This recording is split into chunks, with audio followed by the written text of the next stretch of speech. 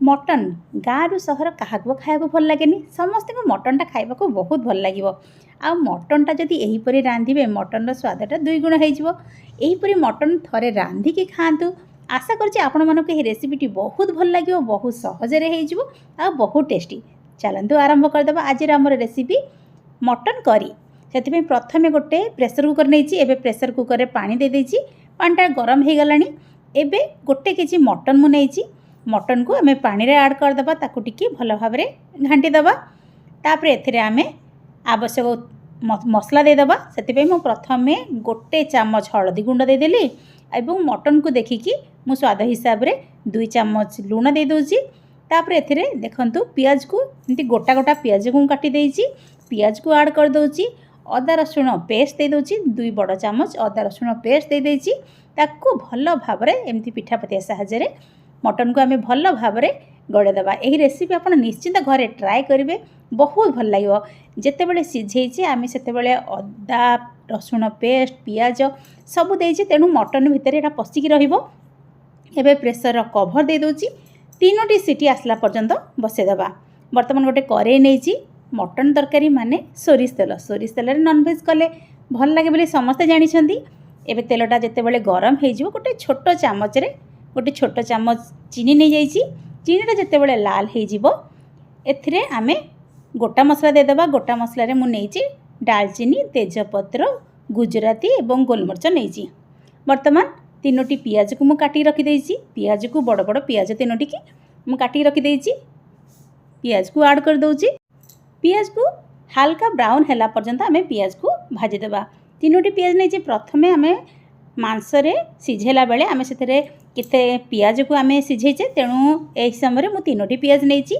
पियाज देखंतु लाल हो बसलानी माने पियाजटा आमर भल भाव रेडी हो गलानी। एबे से मु 3 चामच टमाटो प्यूरी नहीं 3टी बड़ चामच टमाटर प्यूरी नहीं ताकू मध्य भल भाव कषईदेबा। बर्तमान एथिरे मु गोटे चामच जीरा पाउडर दे दोछि एवं गोटे चामच धनिया पाउडर दे दोछि। जीरा धनिया पाउडर आम बेसी दबानी, तेणु गोटे गोटे चामच जीरा पाउडर धनिया पाउडर दे दोछि। मसलाटा को भल भाव कषई दोछि। टमाटर देइछे तेणु मसलाटा को भल भाव कषईदेबा। अदा रसुण पेस्ट तो आम सिझेला बेले देइछे। बर्तमान स्वाद हिसाब रे लंका गुंडा दे दोछि। लंका गुंडा देकी ताकू आम भल भाव कषईदेबा। जेहेतु आम पियाज कटा देइछे तेणु बेसी समय लागबनी। मसलाटा देखंतु प्राय कषई हो बसलानी। जितेबाला मसलाटा कषई होते मुझे किसी आलू को नहीं 3टी आलू को 2 फाड़ कर नहीं। आलू को ऐड करता मटन तरकारी माने आलू झोल खाइबा को समस्त को भल लगे। आम ओडिया मानक तो आलू झोल खाइबा को बहुत भल लगे। एबे से टिके लूण देदेली। लूण देदेले आलूटा टिके सिझीजिव एवं आलूटा मध्य भल भाव कषई हो टिके स्वाद पाई लूण दे देछि। प्रथमे मटन सिझेला बेले आम स्वाद हिसाब रे लूण देछि। एबे आलू जेहेतु कषौजे तेणु आलू भितर लूण भल भाव मिसापे मुझे लूण दे दूची। भल भाव कषईदेबा और ताकू टिके घोड़े घोड़े आम आलूटा कषईदेबा। टिके समय पर आम कभर बाहर करदेबा और चेक करदेबा। देखंतु आमर आलू कषाटा प्राय रेडी हो गलानी। एबे ताकू भल भाव आउ टिके कषईदेबा। यहीपरि मटन तरकारी आपन जदि करेंगे बहुत टेस्टी लगे। देखो आलूटा को भल भाव टिके मझिरे मझिरे मु बाहर करके कषई दूची। आमर मटन सिझे 3टी सीटी आसीगलानी। आमर मटनटी सिझी जाइए। बर्तमान मुझे आपको देखा देखु मटनटा सिझी जाइए। एबे जो झोल मटन जो पानी अंश अच्छी पानी अंशटा को रखीदेबा और गोटे डंकी साहाय्य आम मटन मटन बाहर करके आम आलू देदेबा। से देखो मोटे डंकी मटन बाहर कर दूची और ये आलू दे दूची।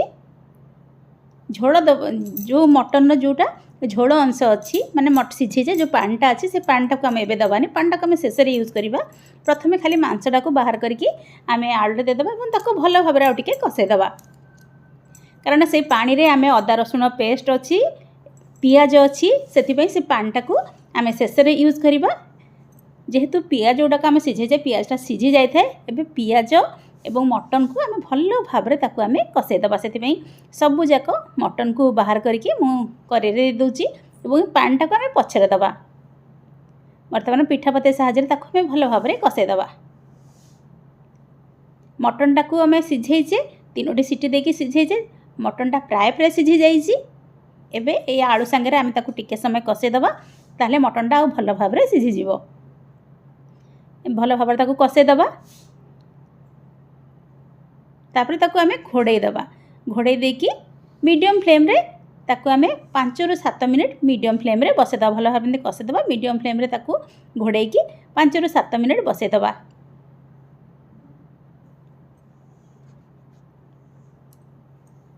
5-7 मिनिट हो गला हणी एबे कवर बाहर करी चेक कर दउची मटन